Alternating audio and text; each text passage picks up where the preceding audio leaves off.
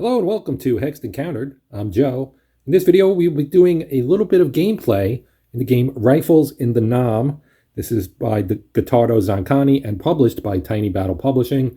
This is the latest in a series of games, and this one is a little bit different. It is a solitaire game, but it is not your traditional hex encounter type of game. There are tracks, and it plays in a slightly different way. But it's got some very interesting mechanics, and we're going to take a look at it. I did do a first look video, so if you want to check that out, please feel free. But if you've already seen it and or are just interested in seeing the game be played a little bit, well, this is it. So we're going to be playing the first mission, which is called VN01, Rescue Team. All of the Vietnam VN, so Rifles in the Nam, basically, and these are the list of missions that come with the game. There's also a way to play a campaign game. We won't really get into that, at least not in this video. So let's talk about setup and so on. So we're using map A, which is this one. Now I did say the map is a little different, and you can see that you have numbered rows, and basically you start at one end, typically the high end, so 6 this end, and work your way up. And the game system controls the enemy, and we don't know at the start whether that's NVA or VC. There is here, you can see up at the top, it says enemy forces 1 to 4 will be NVA, 5, 6 will be VC. So the setup, we placed a die here in stripe 1 that indicates the convoy that we're going to try to rescue. And the 1, the side facing up, indicates how much damage said convoy has taken thus far. So we're going to enter via helicopter in either 5 or 6. We placed LZ1 in stripe 5 and LZ2 in stripe 6. We're going to roll one die to see what the enemy force is, either NVA or VC. It is a 3, therefore it is NVA. So we will be taking on the North Vietnam Army. Now we have to roll to generate a group of enemies to place on stripe 1. So there is an enemy forces table, and you can see here, it's down here actually. So this is the North Vietnam Army, obviously. So here's our enemy forces table. 1 to 3, we get a leader with an assault rifle, a gunner with a light machine gun, 2 riflemen with assault rifles and a grenade each. 4, 5, a leader, an RPG, 2 riflemen, and then 6 is a leader, an RPG, 3 riflemen. So we're going to roll our 1 die again. We got a 1, so that is the first group. So that will be the leader with an assault rifle, a light machine gun, 2 riflemen. And each of the 2 riflemen will get 1 grenade. Okay, so here's our leader. Then we have our light machine gun, and then 2 rifles. So we're going to put these guys all in there. In stripe 1, they do not move. This is the force that is assaulting the convoy. Okay, so I put event markers. So the game has event markers, and they have numbers, and you place them out here. And it tells you what range of numbers to draw them from. You draw them randomly. So all the stripes 5 through 1 have an event on them. And as our forces enter that stripe, that will trigger the event. So now we have to do the terrain. So for stripe 1 and 2, we roll the die. And if it's 1 to 3, it's open with two trees. If it's 4, 5, it's jungle. If it's 6, it's rice paddy. It is a 2, so that is open with 2 trees. So we've got 2 trees here, 2 trees here. Stripes 3 and 4, 1 will be open with 2 is elephant grass, 3, 4 jungle, 5, 6 rice paddy. It's a 4, and that means jungle. That will be jungle and jungle. And the +1 on these indicates the cover. Then stripe 5, a 1 and 2 is open with 1 tree. A 3 to 6 is just open. So it's a 1, so it's open with 1 tree. Yeah, I don't have another tree marker, so we rolled too many trees apparently. Yeah, that's unfortunate. So We're just going to know that this, I'm going to put this here, and that indicates there's a tree in both. This is a 12-turn mission. You can see we've got our game turn here on 12. All right, and now we need to buy our own forces, and you can elect to play as the U.S. Army or the U.S. Marine Corps. U.S. Army affords you 12 build points. The Marines afford you 13. So using that as our guide, we are going to buy, and you can group them by helicopters. We have 2 helicopters. So each helicopter can carry at most 5 units. And I'm going to put A and B. Well, let me rephrase. I'm going to buy a leader. Okay, you can tell by the stripes. He's a leader. He costs 1 build point, so he's going to go with helicopter 1.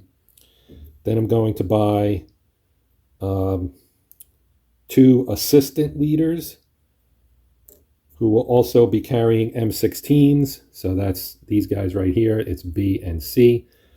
We'll put both of those, I think, in helicopter 2 for the moment. Then we're going to buy grenade launchers. We've got a grenade launcher here, a grenade launcher there. Then we have 4 riflemen. So that would be 1, 2, 3, 4. And then we'll buy 8 grenades. So the cost for all of these, okay, so they're all basically 1 in general. So you have 1 for the leader, 1 each for 2 assistant leaders. That's 3. Then for the grenade launchers, those actually cost 2 each.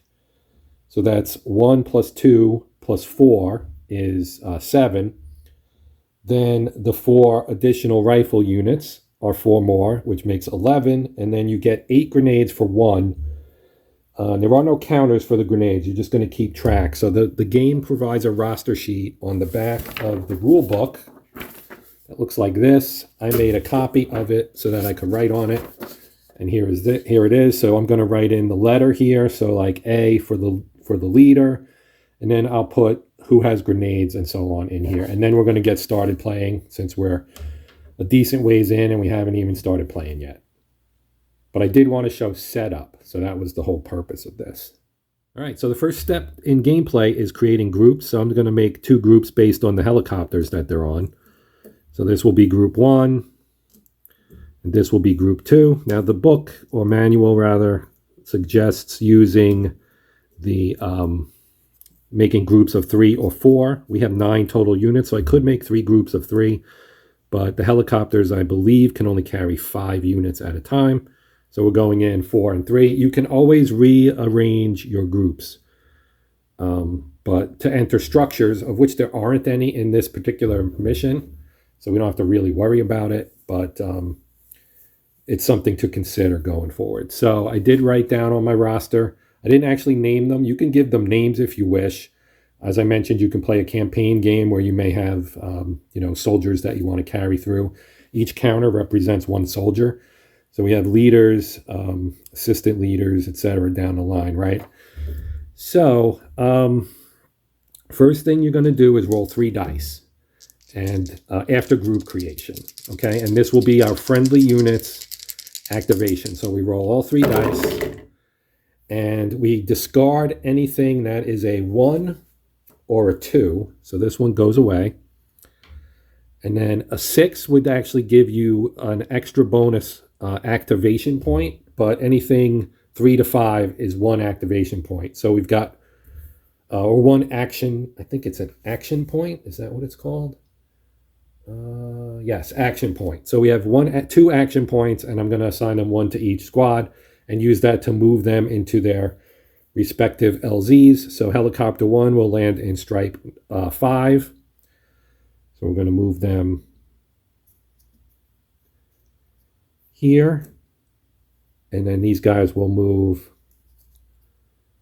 here. All right, correction, we have to roll to see where they land. So for this mission, a roll of 1 to 4 is LZ1, which is here, and a roll of 5 or 6 is LZ2. So we're going to see where our first helicopter lands. It lands in LZ1. And now we'll repeat that for the second helicopter, and that also lands in LZ1. So they're both up here in LZ1. We do know the tree is there. Second step is to determine what happens on landing. 1 to 3 is a successful landing. 4, enemy fire, landing completed, but 1 random unit suffers suppression. 5 or 6, delayed landing, so we would be delayed by 1 turn. And 6 is heavy fire, landing aborted, roll again next turn to redetermine landing zone and then what happens when you land. We got a 4, which is enemy fire. So we're going to select one of our units. We have 4 of them. We're going to select one of them randomly. Okay, I'm going to roll a d8 and we'll divide it by 2. Start at 1 at the top and go down. That is a 7, so that would be the last unit, the unit on the bottom. Rifleman D, we're going to put a suppressed marker on him.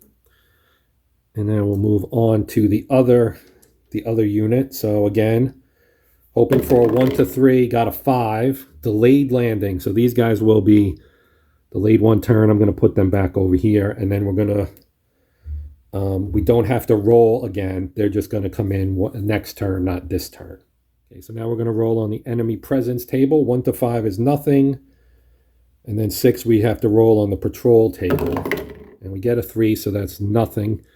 So the enemy presence is nothing, but we have a special rule. Each turn in the enemy presence check, roll 1 die. On a roll of 6, increase the value of the convoy die. And we add 2 to the roll if there are no friendly units in stripes 1 or 2, these 2. That is obviously the case. We rolled a 3. So that would become a 5. Should I roll again? Maybe I should roll again. Okay, well, there you go. If that gets to 6, then we are toast. Oh, and I forgot to reveal this too. That's number 4, event 4, enemy, roll on patrol table in the army sheet. Okay, so I forgot to do that. So let me do that right now. These guys don't take any actions because they're involved with the convoy. So the patrol sheet, patrol table. Okay, so let's roll our die. It's a 1. Enemy assault rifle on previous stripe. So there isn't a, oh, that would be this one.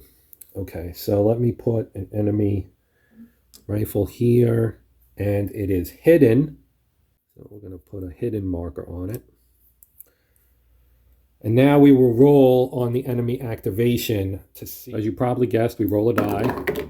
We get a 5, and a 5 here says if target group at range 1 or 0, they're at range 1, advance if needed, then close combat, otherwise cover, then attack target.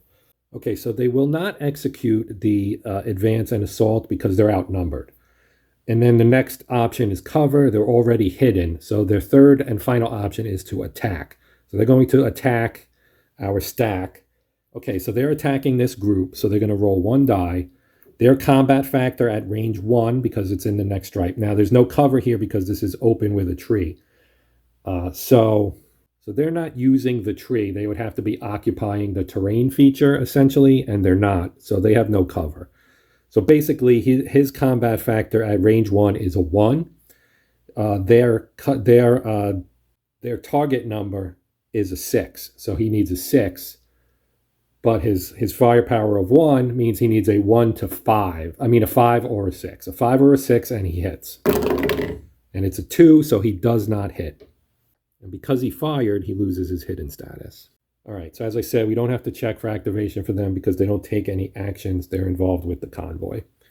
Okay, so now we move to the next turn. So we move this over and we go back to group creation, which we'll skip. We'll keep the same rules. Friendly unit activation. So again, we're going to roll all 3 dice. And we only got 1 activation. So I think if I read this correctly, delayed landing, delayed 1 turn, no additional rolls required. So I think that means they just get to land. without having to spend an action point, I think. That's how I'm going to play it anyway. And we'll use our action point for these guys to attack this one. So we have 1, 2, we have a suppressed unit. So because this guy is in the group with the leader, we can attempt to recover him. And to do so, we just need to roll a 3 or more. We got a 5, so he's no longer suppressed. If he was not with the leader, he would have to use a bonus action point, of which we have none at the moment, based on our die roll. And so now we will, as I said, we're going to fire on this guy. As a group, we will be attacking. So we're going to add the combat factor of all of the units here, because the leader is with them. We're going to add their combat factors together. So each of the rifles is 1, so that's 3. And the grenade launcher, I believe, is a 2. I will confirm that. The grenade launcher combat factor actually is a 1. Okay. So we got 4. Now, he's not in cover, so we get to basically attack him, and let's see what happens. Oh, leader direction is a +1 DRM. Here's the player aid card, by the way. Leader direction +1 DRM. So we're going to roll, and with a +4 and a 6 terrain, or actually no, I'm pretty sure he's a 6 terrain TN. Yeah, he's a 6. So roll 5 + 4 is a 9. That is high enough to hit him. So the first hit always suppresses, and he has now been suppressed. That ends their unit. So now we do the enemy presence table again. So we roll. We got a 2. That is nothing. Then we're going to roll enemy activation table. Well, let's see. Got a 4. If there's a target group in range, attack nearest target group. Otherwise cover. Well, he's suppressed, so I think he has to try to rally, because that would make the most sense, would be that he would have to rally. But I guess he's solo by himself, and this may be an area that I'm screwing up. But I'm going to play that he does not... it says that he would try to attack, but he's suppressed. Actually, he can still attack. That's right. But he gets a -1, so he needs a 6. He needs a 6. And he gets a 2, so no success there. And now I need to check on our group up here. So again, we roll, and on a result of 6, and we're going to add 2.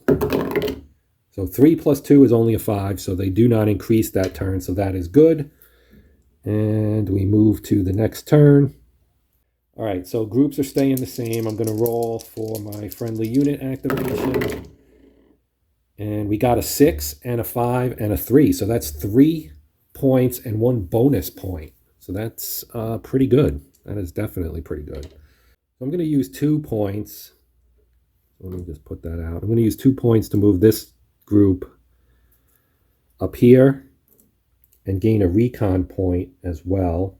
So I'm going to put this die here on the 1, and I'm going to stick it on the leader here to indicate that his group has 1 recon point. Recon points allow you to do things like re-roll a die, gain a DRM on attacking, stuff like that. So it's good to have one in pocket, so to speak. Let's flip the event here, and we already played that one, so I'll remove it. And it's number 5, and number 5 in this one is enemy roll on patrol table in the army sheet. So just like we did before, we have to roll again on our NVA patrol table. So we'll roll 1 die, and it's a 6. They gain an assault rifle with 1 grenade here, and an RPG. So that's great. we go. All right. Well, that's awesome. Okay. So we've got that to deal with now. So now I'm going to use my third activation point on this unit or this group to attack. Let's attack this guy, these guys. So we have here our grenade launcher guy, and he's got area ability. Okay, and thinking about this, I didn't actually have 4 points. I had 2 plus the BAP, the bonus action point. So I only have that left, and we're going to use that as a regular action point to have this group attack there. Because he's suppressed, if we hit him one more, we'll kill him. So that's always beneficial. And these guys are in the jungle with a +1 terrain, so that would make them a 7, meaning I'd have to roll a 6 for these guys to hit either of these 2 units. So we're going to attack this one. So we're just going to roll our die. We don't have a leader here. We have an assistant leader. I don't think they operate the same way. Okay, so they only fill in if the leader is destroyed. So they don't have a leader, so they don't get the leadership bonus. All right, so we have 4 units. So he'll fire first. So he's going to need combat modifiers. He's in open terrain. So his number's a 6, and we get a 1 for that. So we need a 5 or a 6. We got a 6. Second hit kills him, so he's dead. Okay, so next would be the enemy presence check, but since we already have enemies, we don't need to do that. It turns out I was doing it anyway, and only getting 1 to 5 anyway, so not a big deal. So then we would go to activation. So we'll start with this group, because they're the only group we can do it with, since that group up there does not activate. And we get a 1. If the activated group contains suppressed units, then rally, otherwise attack nearest target group. So they will be attacking our unit right here. Now we are in the jungle, so that gives everybody a +1. So that's going to make their TN a 7. Their target number is a 7. Their combat factor is for each of these. Let's see, the RPG is, their combat factor is a 2. So we'll do them first. So they need a 5 or 6. They get a 4. That is not a hit. It's 1 short. 1 short. And the AK-47 is also a 2 because the range is 0. And they roll a 2, so they also miss. Now we'll do our roll to check for damage to the convoy. And we need a 6 with a DRM of 2. They roll a 5, so we get we're up to 3 now. And that ends that turn. We go to 9. And let's roll our 3 dice. And we got a 1 action point. 1 action point. So we will use that 1 action point to activate these guys. And maybe we should do a close assault. Since we have not gone through that yet, let's do a close assault or close combat. All right, so you may spend 1 action point to order 1 friendly group to attack an enemy group at range 0. So we have to undergo a morale check first. Friendly DRMs. +1 for the leader, so they do get a leader. The -1 for our target if the target enemy group contains a heavy machine gun or flamethrower. That is not the case. The U.S. Army morale. So we need to roll a 3 or higher. Rolled a 6, so they passed the morale check. So we move on. Okay, so we're going to roll 1 die. And we got a 3. So this will be for the U.S. So they roll a 3. Now, they do not have any suppression. They do have a grenade launcher, so that's a -1. They get no cover fire. They have 3 rifles, I believe. 1, 2, 3 assault rifles, so that's a +3. So right now we're at a 5. Then Attacker spending 1 RP. Yeah, we're going to do that. So we'll get a +2 for that, which makes it a 7. Group with more units. Yes, that is an 8. So they have an 8, and now we'll roll for the Viet Cong, or NVA rather. Oh, wow. They get a 6. But the RPG gives them a -1, takes them to 5, and they get 1 for their assault rifle, so that would make it a 6 again. And they get 1 for terrain because they're the defender, so that would be a 7, but that is it.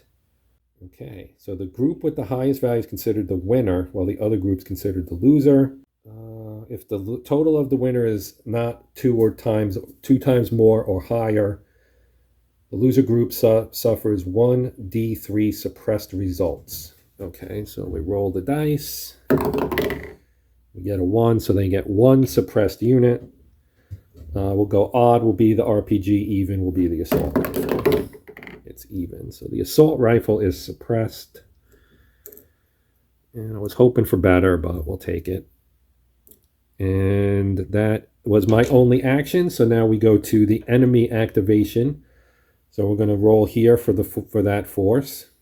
And we got a 2. And a 2 is, if there's a target group in range, attack nearest target group, otherwise cover. So they will be attacking. They will get a -1 DRM for their suppressed unit when it rolls. We'll do the RPG first because he doesn't get a negative die roll modifier. Terrain is 7, so they do need, he's got a 2. So he needs a 5 or 6 to hit. Gets a 4, not good enough. Now we'll do the rifle, who will need a 6 to hit because he takes a -1 for being suppressed. And he gets a 1. So no damage there. And we move to the next turn. Okay, on to the next turn. We'll roll out 3 dice.